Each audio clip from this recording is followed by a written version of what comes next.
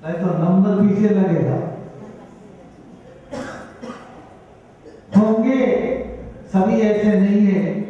आराधना करने वाले कोई कहेंगे, कितने भी करने हो। जैसे अच्छी अच्छी कैटरर होते हैं, इनका नाम होता है, होटलों का नाम होता है। ऐसे ये जैन वाली का, गुजराती वाली का नाम है कि आमलेट टेस्टफुल होता है। तो यहाँ परोपकार परमार्थ वाला कोई ऐसा आएगा जो कहेगा 250 होते, 300 होते, कल के 450 पास करेंगे। और ये 5 का तो इतना है। अभी परसों की मैं बात कहता हूँ, कोई काम था, हम भी काम में फंस गए तो 2 बजे आए।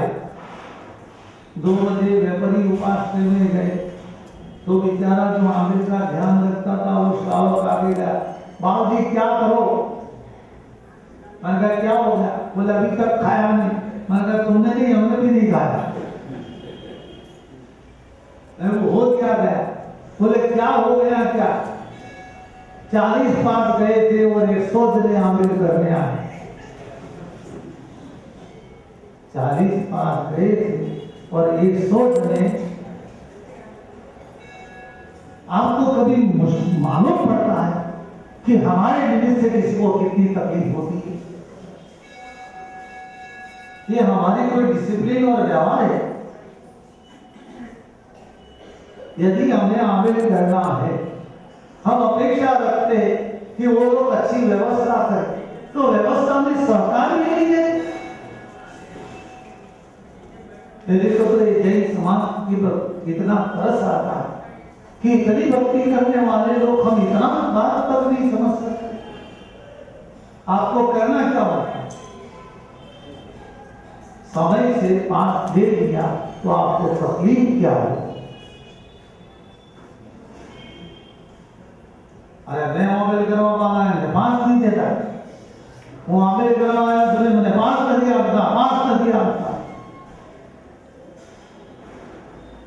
एक तरफ आज के परोपकार का गुण का हम ख्याल करते, शास्त्रकार कहते हैं कि परोपकार से जीने वाला आदमी किसी को भी निर्दिष्ट कारण से तकलीफ हो जाए ऐसी कोई भी एटीट्यूड रखता, ध्यान में रखिए। मैं तो कहता हूं कि हमारे को साधु को भी डंडा लेके बैठना चाहिए, तो विश्रावक की बात कोई सुनते नहीं। बिना पास से आए आमिर करने के लिए इनको बोलना हैंड्स अप, किसाकारी करो, जितना पैसा तुम्हारे जेब में इतना सारा जीव दया में जाए। क्यों ऐसा करें? इतना मजबूताई से हमारे को कहना भी क्यों पड़े? हम समझते नहीं। व्यवस्था की तो बात ऐसी होती है, परोपकार की तो बात ऐसी होती है कि ऐसे दिनों में हो जाए कि मैं एक आमिर करूंगा, लेकिन कम से कम 9 आमिर वाले की सेवा करूंगा। 9 आदमी को कम से कम आमिर नहीं कराया तो मेरे आमिर करने में मेरे को मजा भी है। मैंने आपको ये दृष्टांत बहुत बार कहा है, लेकिन बहुत बार कहने का दिल हो जाता है। दृष्टांत आपको याद होगा, लेकिन दृष्टांत का आदेश आपको याद नहीं होगा। दृष्टांत ऐसा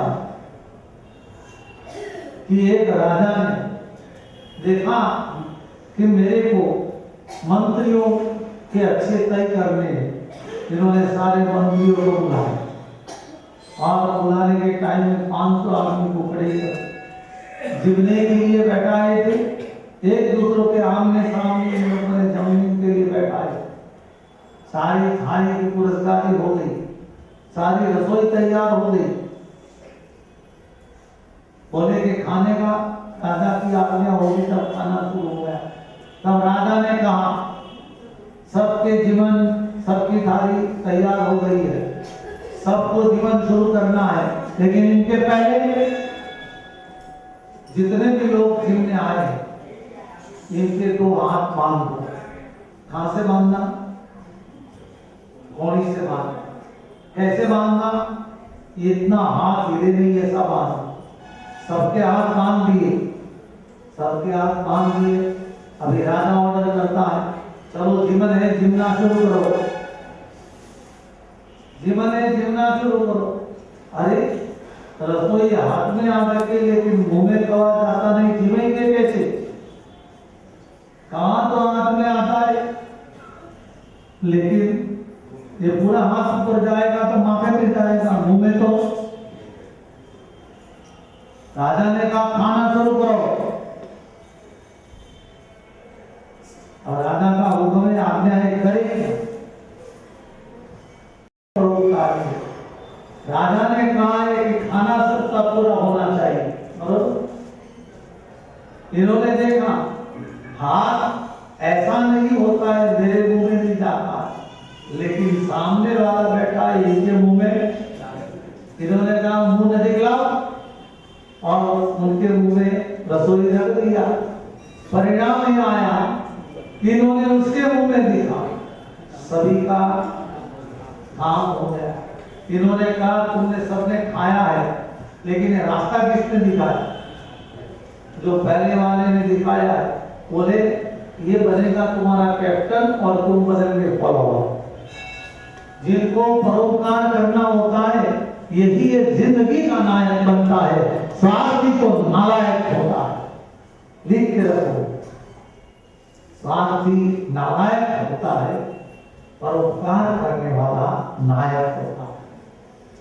नायक बनना है तो हमें स्वार्थी नहीं बनना है।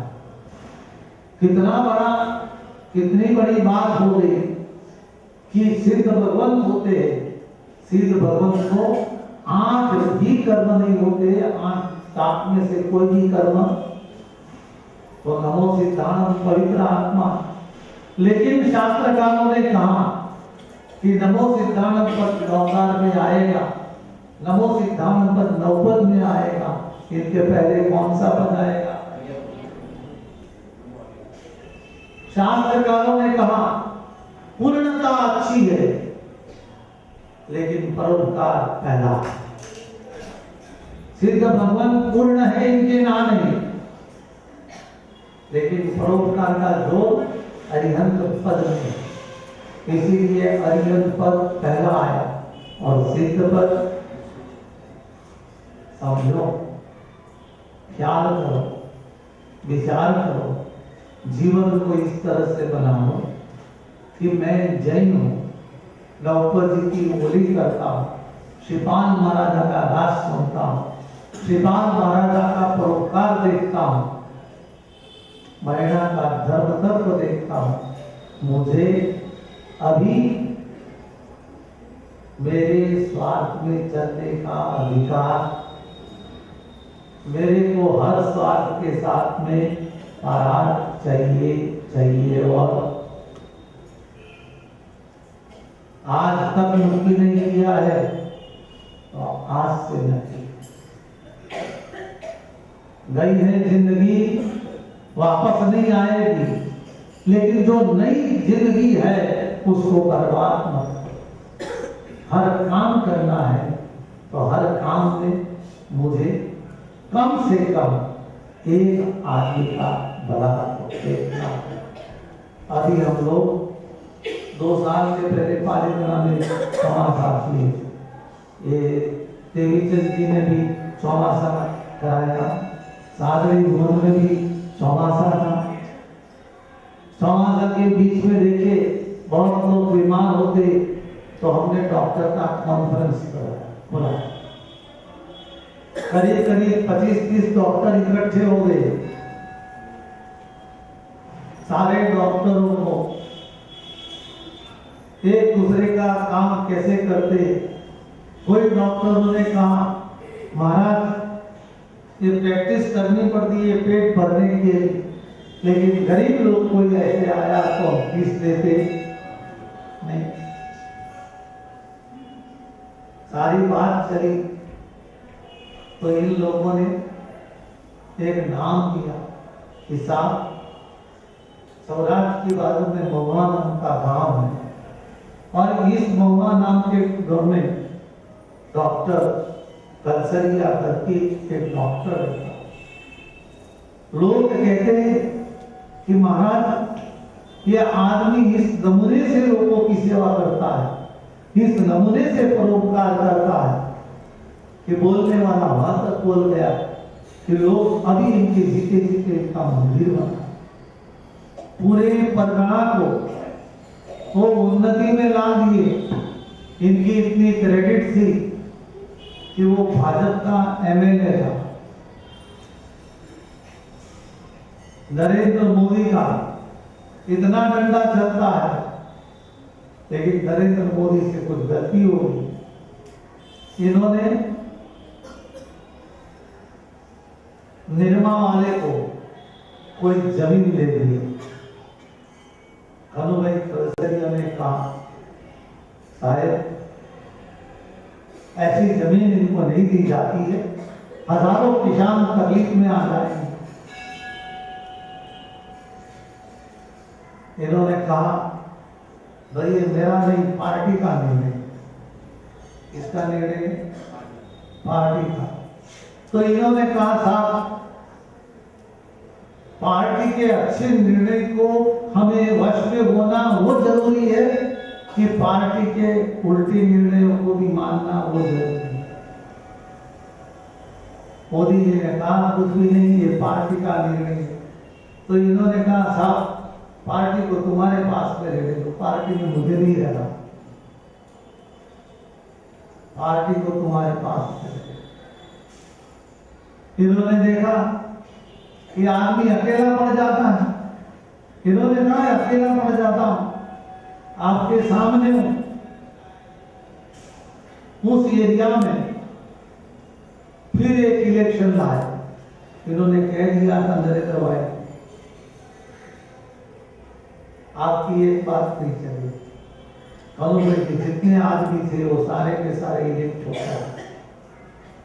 नरेंद्र मोदी देखता रहेगा कि आदमी में है क्या। तुमने तुम्हारा चरित्र ये देखा है कि मैं 50 लाख का मालिक हूं, तुमने तुम्हारा चरित्र ये देखा है कि मैं 5 करोड़ का मालिक हूं, तुमने तुम्हारा ये चरित्र देखा है कि मैं 50 करोड़ का मालिक, लेकिन तुमने ये चरित्र नहीं देखा कि मैंने दूसरे का क्या किया। और जो दूसरे का कर जाता है वो जीवन में इतना मान हो जाता है कि लोग इनको कभी भूल नहीं सकते, कभी लोग इनसे दूर नहीं हो सकते। बहुत सोचो, चाहे हम बहने रहे कि भाई रहे, एक बात सोचो कि जीवन के कोई भी क्षेत्र में परोपकार करेंगे। और एक भाई को अभी मेरे व्याख्यान में कहा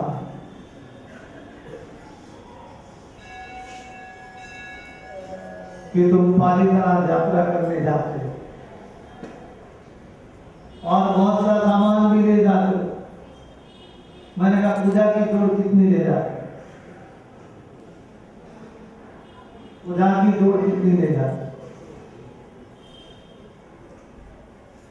अरे ले जाते भी नहीं लोग, कितनी ले जाते? क्यों? दूसरे के लिए तो तकलीफ होगी।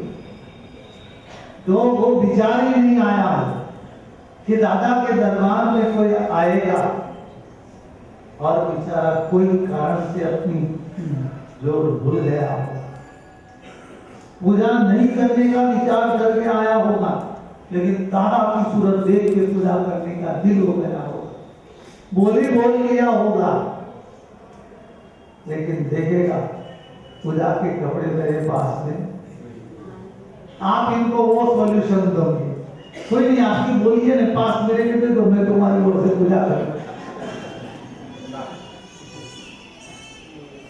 क्योंकि आपके पास में दूसरा कोई विकल्प नहीं। आप सोचो, उपाध्याय में जाते हो, एक कटासना एक्स्ट्रा लेके जाने का ध्यान रखो। उपाध्याय में जाते हो, एक मुंहपत्ती एक्स्ट्रा रखने का ध्यान। बाजू वाली जल्दी आई, कटासना लेके आई थी, लेकिन मुंहपत्ती गुम हो गई,